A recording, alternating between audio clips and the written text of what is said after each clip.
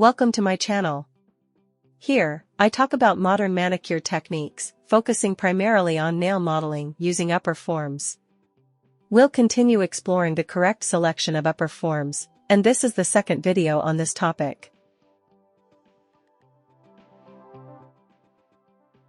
I plan to explain how to choose upper forms based on the type of nail plate, but I realized that we first need to understand the different types of upper forms themselves.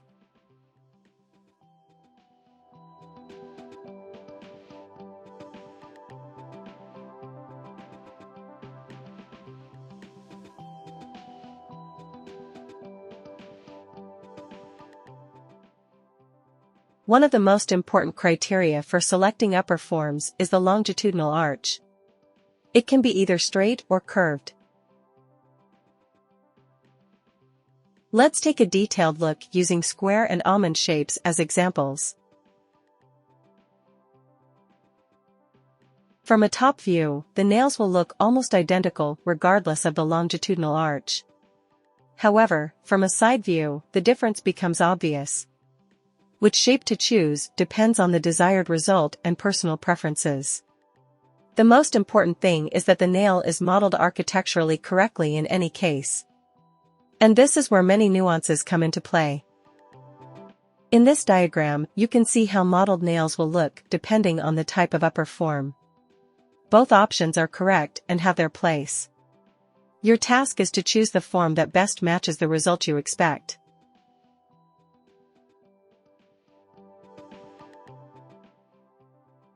Let's start by looking at the square shape. All these forms are suitable for a square, but each square will look different.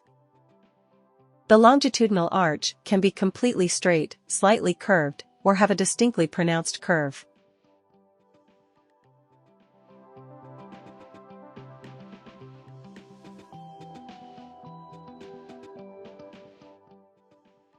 Forms with a strongly pronounced curved longitudinal arch are suitable for modeling a short square and medium-length nails. Such nails will have the most natural appearance.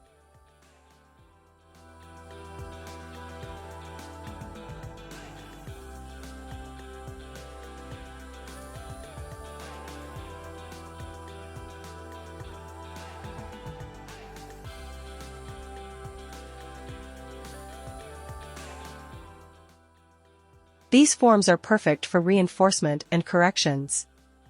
You can easily achieve a clean placement near the cuticle, leaving only the lower parallels and free edge to be filed.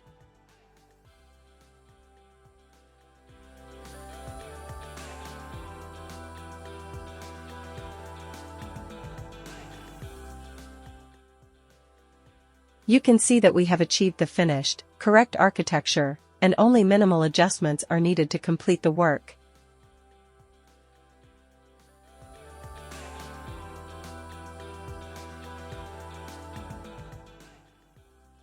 We remove the form, file the lower parallels and length. Of course, when working with a client, the waverite should be refined and the edges should be softened, but with the correct technique, this requires minimal effort and time.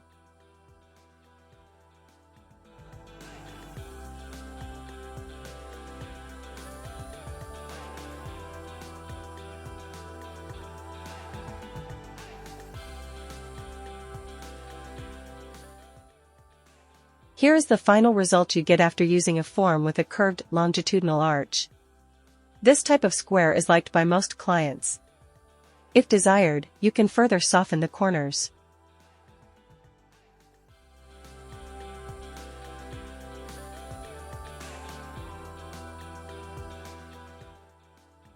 The next form we will look at is the salon square with a straight longitudinal arch. This form is also suitable for ready-made extensions and has the correct architecture. There is a smooth rise near the cuticle and enough space for the material to create a strong structure.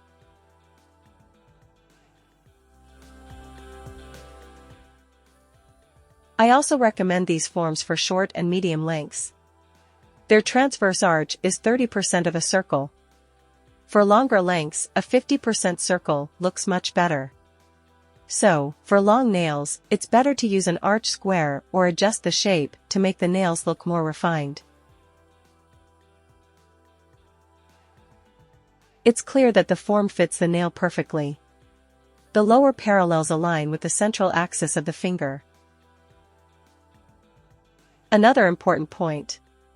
If you use these forms for long extensions, you need a really strong material, such as polymer threads or fiberglass, because they will turn out quite thin.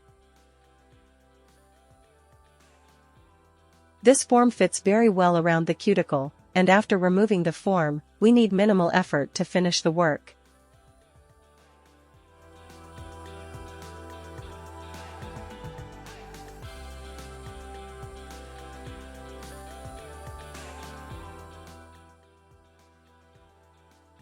This type of form will allow you to achieve those trendy squares that look perfectly even, sharp, and thin, while still remaining quite strong due to the correct architecture and modern materials.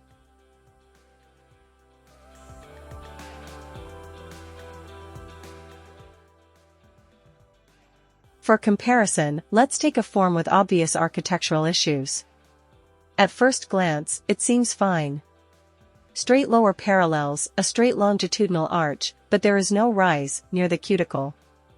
If we make an impression under the cuticle, the nail will only look good from the top view.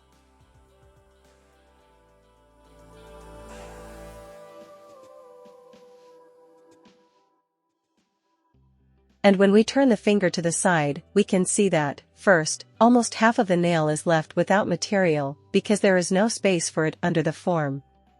Secondly, we have created a strange upward structure with lifted side parallels.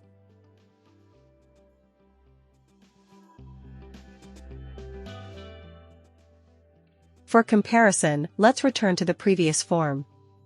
It's clear that when placing it, there is space for the material near the cuticle. Also, when pressing the form at the cuticle area, it fits well on the nail and covers the side walls, maintaining parallelism with the central axis of the finger.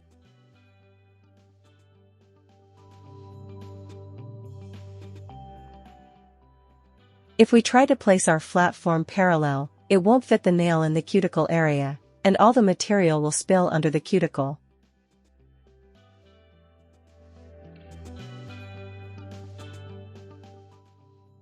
Even such incorrect forms are sometimes necessary. By shifting this form to the middle of the nail, we achieve perfect alignment of the lower parallels and a good fit on the nail.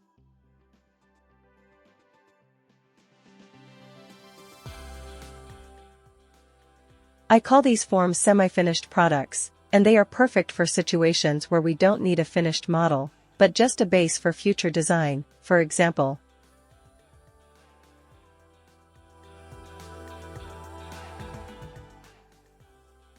In such cases, it's a great solution. Look at the beautiful arch base for the square we've achieved. This method is much easier than using paper templates.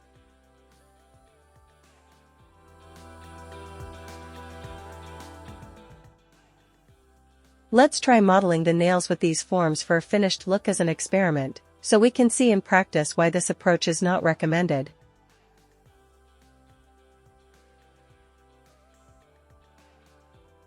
From the top view, everything seems fine, but if we turn the finger to the side, it's a different story.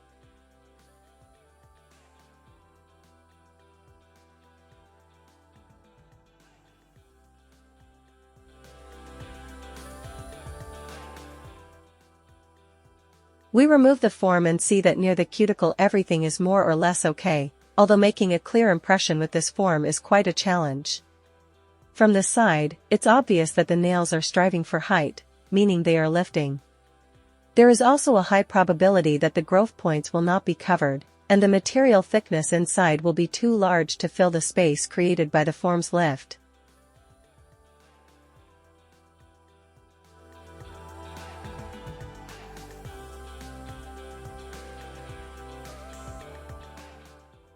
We've figured out the square shape, so let's move on to the almond shape. Here, things are quite similar.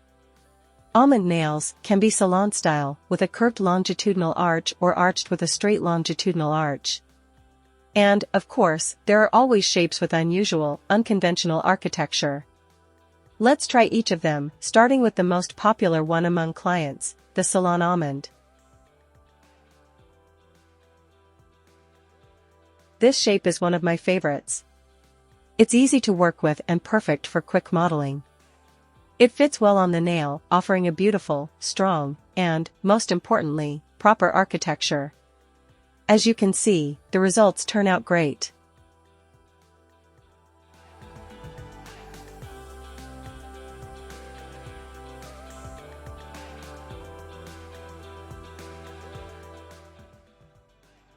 After removing the form, all that's left is to refine the free edge with a file. There are no ridges near the cuticle and no material spillage under the nail. The material thickness is optimal. However, all of this isn't achieved through a magical form, it requires proper technique and practice.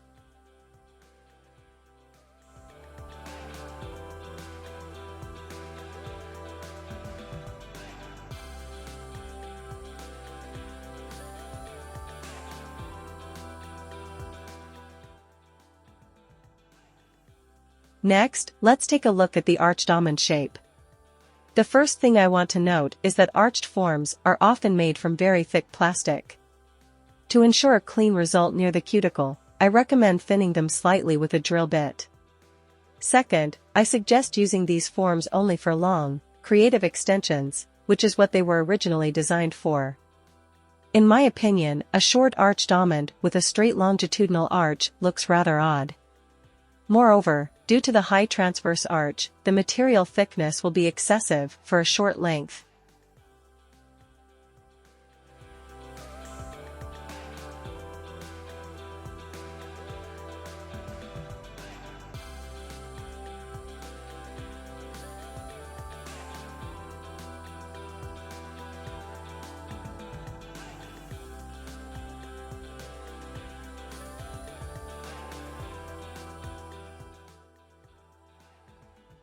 This is the result we achieved after minimal shaping with a file.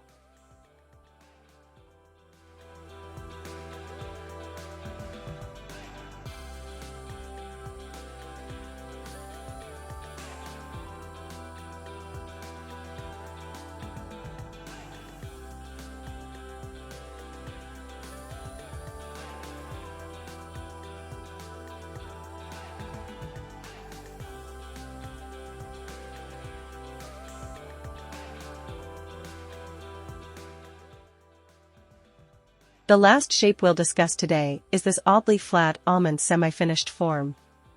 Trying to place such a form under the cuticle makes no sense.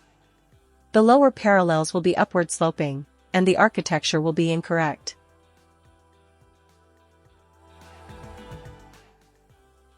However, we can perfectly use this form as a base and create an excellent foundation for an arched almond shape. You'll just need to build up the architecture on top manually.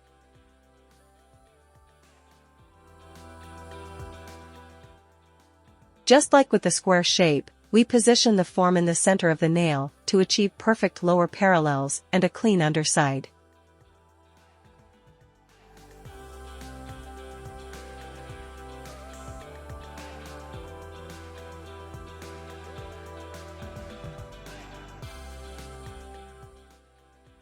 That's all I wanted to share with you today, although it's far from everything you need to know about upper forms. I'd love to see your questions in the comments, as they help me understand the topics you're most interested in and inspire ideas for future videos.